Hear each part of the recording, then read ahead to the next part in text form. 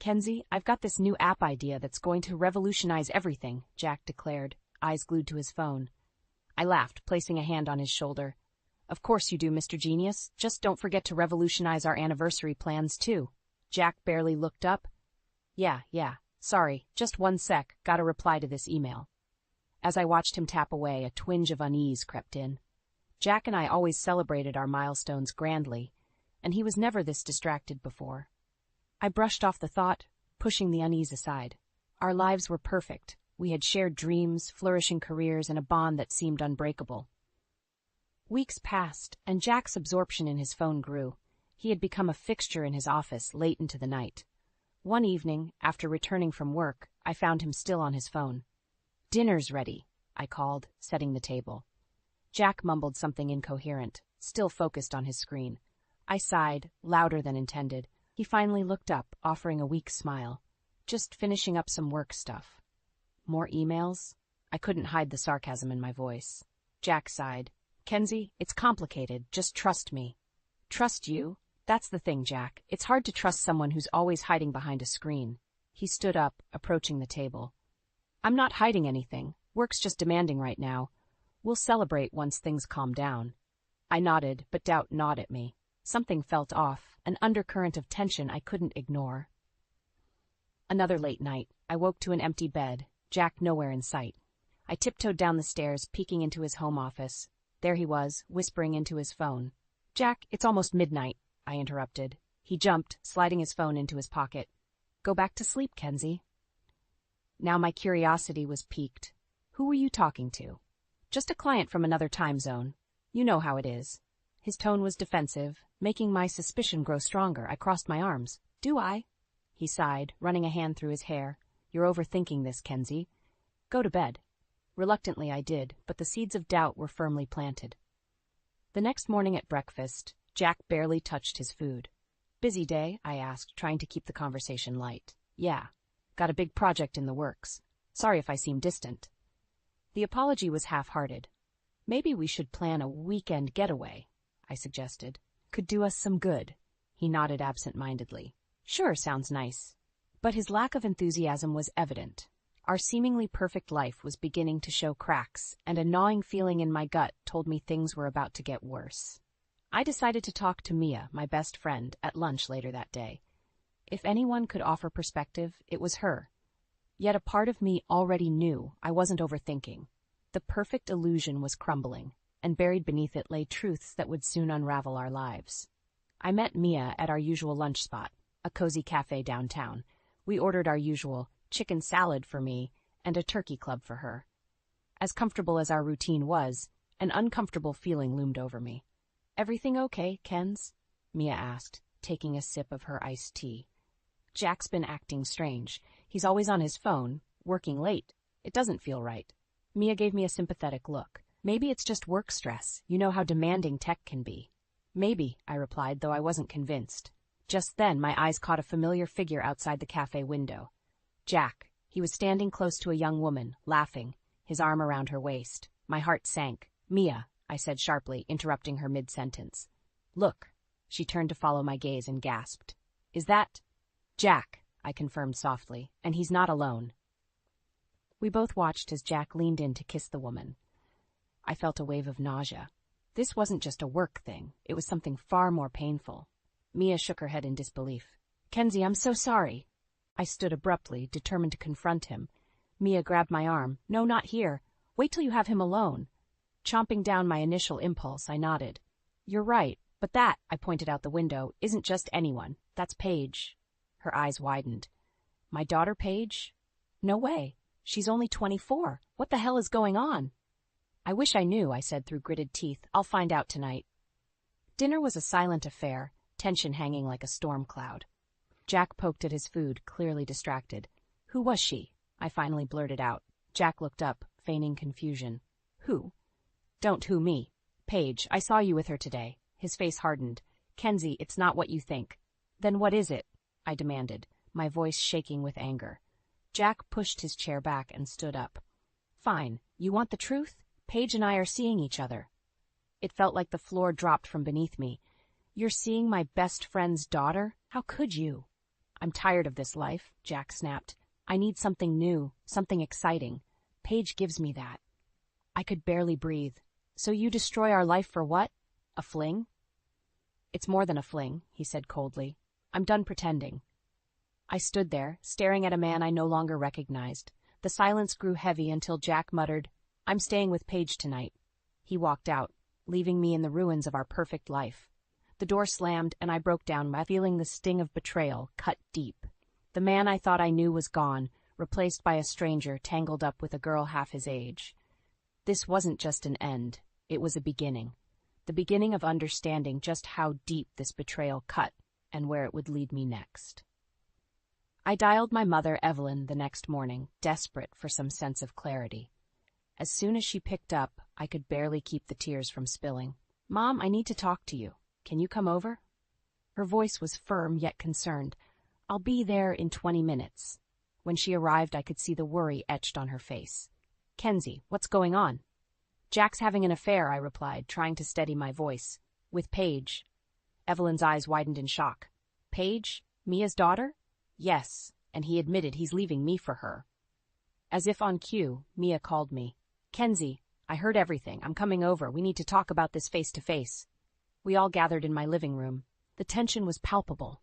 Mia was the first to break the silence. I never thought Paige could do something like this. She's my daughter. How could she betray you, betray us like this? It gets worse, I said. Jack's leaving me for her. He's tired of our life.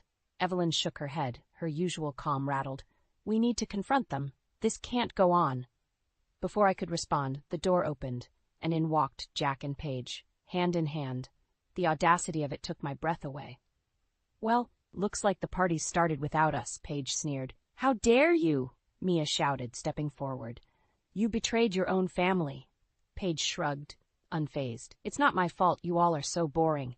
Jack wants excitement, and I can give him that. Jack stood there, silent but resolute. His presence was like a wall, indifferent and cold.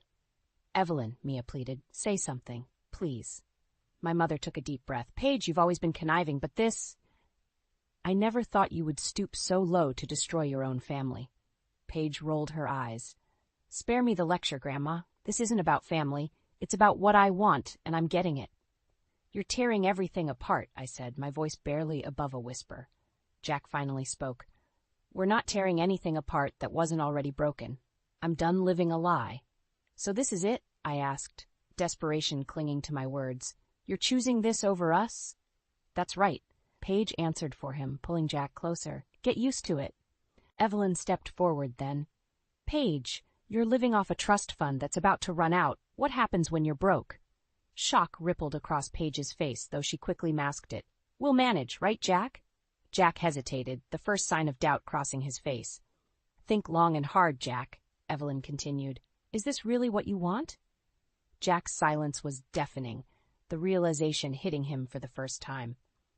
As they turned to leave, the sense of finality settled in.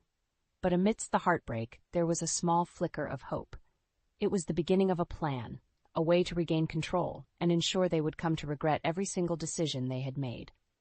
Evelyn and Mia stayed late into the evening, offering support and helping me regain some composure. The reality of my situation made it almost impossible to think clearly. Kenzie, you need to focus on yourself now, Evelyn said firmly, and figure out your next move. I will, but I can't just let them get away with this, I replied, the anger in my voice unmistakable. Mia nodded. We've got to hit them where it hurts. Paige's trust fund is almost gone, and Jack doesn't know that yet. The thought was sobering. I smiled slightly, a plan beginning to form. That's a start, and they'll be penniless soon. Over the next few days, I focused on my job, pouring all my energy into my work. Success would be my revenge. The drive to succeed, combined with the desire for payback, propelled me forward. Each day, the path became clearer. One evening, I needed to relive some of the tension, so I met up with Zoe, my closest friend since college, who worked as a private investigator. If anyone could help dig in deeper, it was her. Zoe, I need your help, I said as we sat down in her office. She took a sip from her coffee and leaned forward. Give me the details. Jack's been cheating on me with Paige, Mia's daughter, I explained quickly. Zoe's brow furrowed. That's messy. What do you want me to do?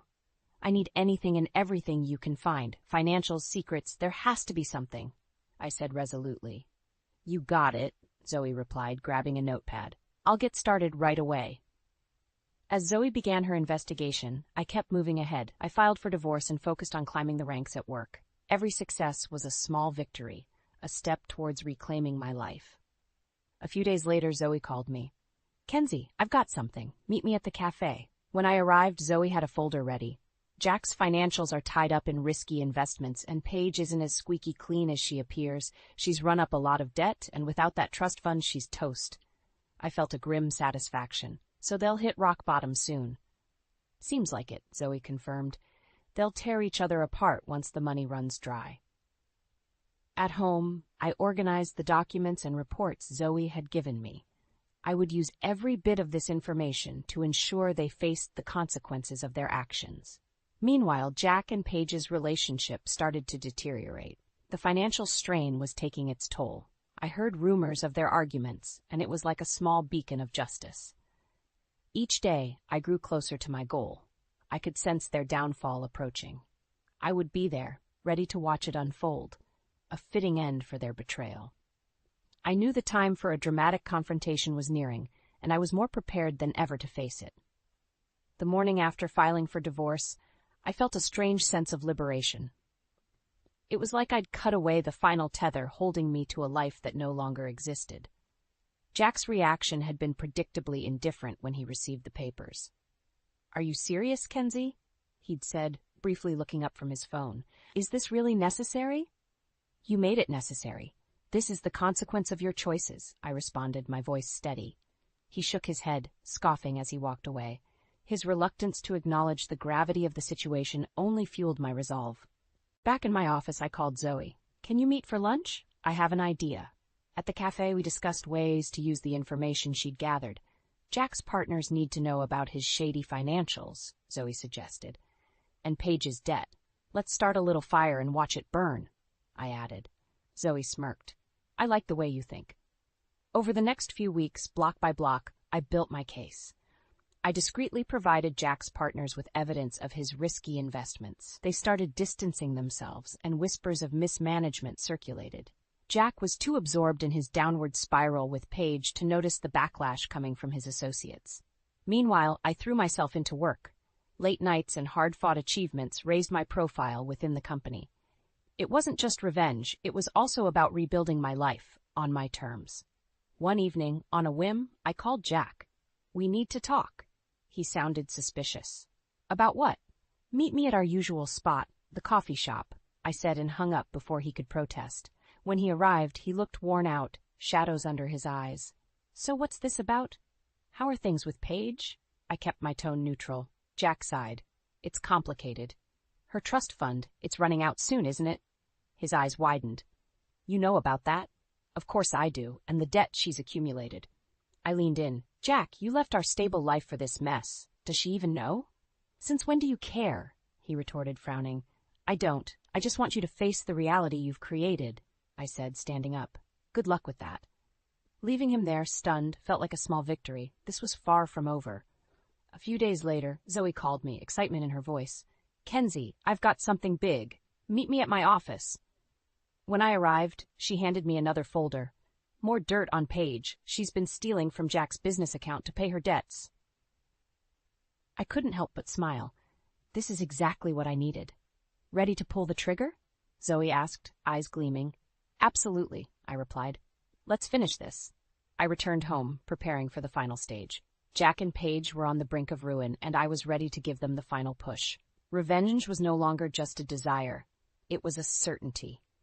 And soon, they would face the full consequences of their betrayals. It wasn't long before Jack's world began to crumble. At first, I heard whispers at work about a big fallout between him and several investors. They were pulling out, leaving his latest project hanging by a thread. All the while I watched from a safe distance, quietly relishing each piece of news that slid my way. One night I was working late when my phone buzzed. It was Zoe. You need to hear this, Kenzie. Jack just found out about Paige's secret debts. He is livid. Where are they? I asked, curiosity piqued. They're holed up at their apartment. From what I've heard, things are getting heated. Part of me wanted to ignore it, but another part, a stronger part, needed to see the fallout firsthand. I grabbed my coat and drove to their place, staying out of sight but close enough to hear the raised voices echoing through the night. "Paige, what the hell? You spent how much?" Jack's voice was loud and filled with accusation. Paige fired back, equally loud. "Don't act like you're blameless. Your whole company is falling apart because of your bad decisions." Their words cut through the darkness, filled with venom. After a moment, there was a loud crash. Furniture, or maybe a thrown object. Jack burst out of the door, looking wild-eyed and frantic. I ducked behind a car, holding my breath. "Jack, come back here! We're not done!" Paige screamed from the doorway. "Done? We're done when I say we're done!" Jack shouted back, his voice echoing down the empty street. He got into his car and drove off, tires screeching. I followed at a safe distance, curiosity driving me forward. He arrived at my house, of all places. I stayed back, watching with a mix of satisfaction and curiosity as he banged on my door loudly. I waited a moment before stepping into the light. "Kenzie, please, I need to talk to you," he begged as I approached. "What is it, Jack?" I asked, my voice calm. "I can't go back there. It's a disaster. Everything's falling apart," he admitted, looking desperate. "I warned you about this," I said, keeping my voice steady. "I know you did," he said, tears forming in his eyes. "I made a mistake. Please help me." I stared at him for a long moment, feeling a mixture of pity and triumph. "I can't help you. You chose this path." "Kenzie, please." He grabbed my arm, but I stepped back, pulling out my phone. "I think it's time I call the police. You're not thinking rationally." Jack's eyes widened, panic setting in. No, I'm leaving." Just as he turned to go, Paige appeared, wild-eyed and holding something metallic in her hand. "You're not going anywhere, Jack." I quickly dialed 911, explaining the situation as Paige assaulted Jack with a barrage of accusations. Moments later, the police arrived, diffusing the situation and taking Paige away. As the chaos finally settled, I watched Jack being led away in handcuffs. The public exposure, the scandal, it was all over the news by morning. My mother, Evelyn, and I shared a quiet moment, sipping coffee and taking in the headlines. Justice had been served, and I felt a profound sense of closure washing over me. The morning after the chaotic scene at my house, I woke up to my phone buzzing with notifications. News of Jack and Paige's tumultuous fallout had spread like wildfire. Headlines splashed their scandal across every platform. My inbox was flooded with messages from colleagues, friends, even acquaintances who hadn't contacted me in years. Each message was a reminder that the truth had finally surfaced. As I sipped my coffee, my phone rang again.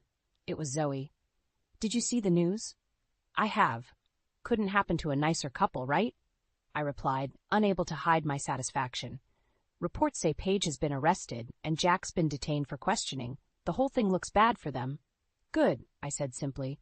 "They deserve every bit of it." A knock on the door interrupted our call. "Hey, I have to go. Someone's at the door." Opening the door, I found myself face to face with two police officers. "Mackenzie Reed?" the taller officer asked. "Yes, that's me," I replied, heart pounding.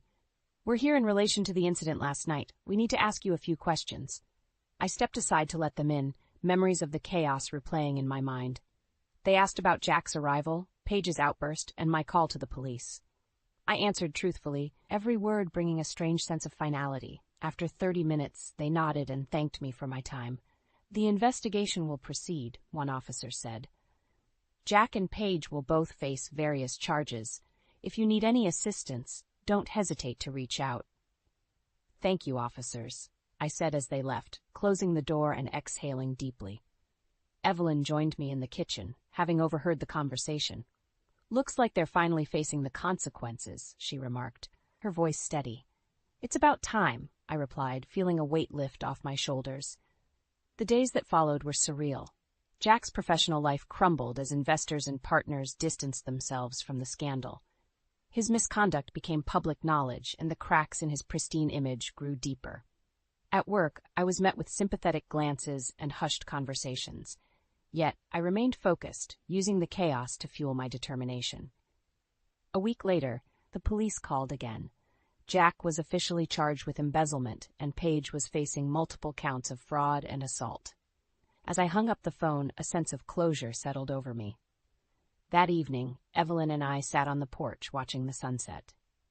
"It's finally over," I said, feeling the release of tension. "Yes, it is," she agreed, "and you handled it all with incredible strength." As we sat in comfortable silence, a figure approached. It was Zoe, carrying a bottle of wine.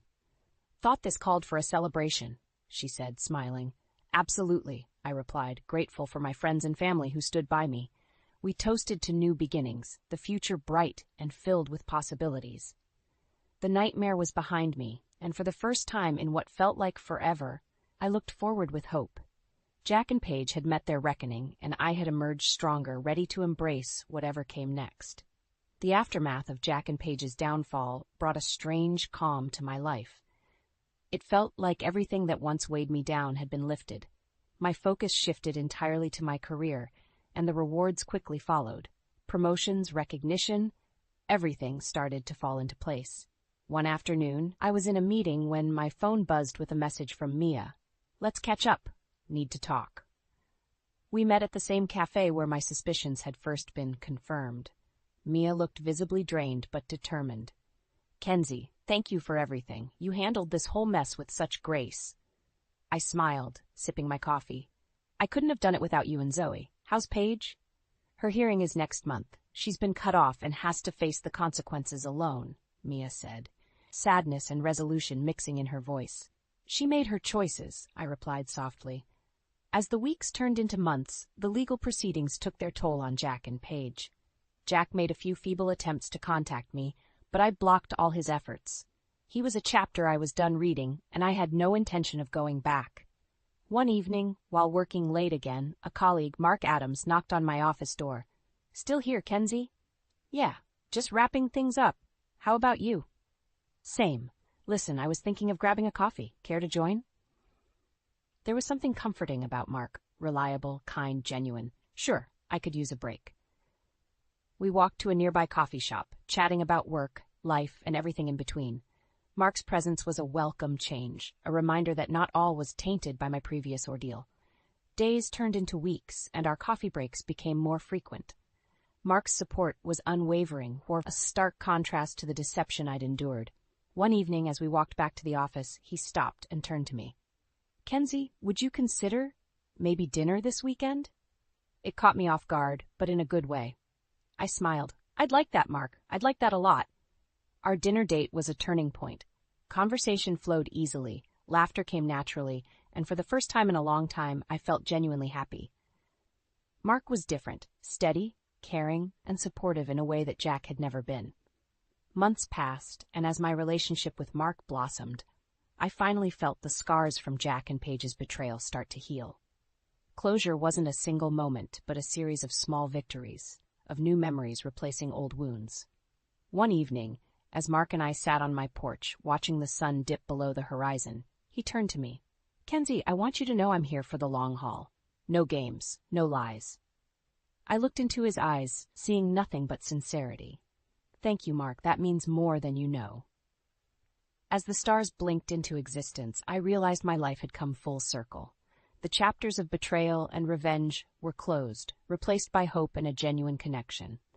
With Mark by my side, I was ready to embrace the future, knowing that this time it was built on trust and mutual respect.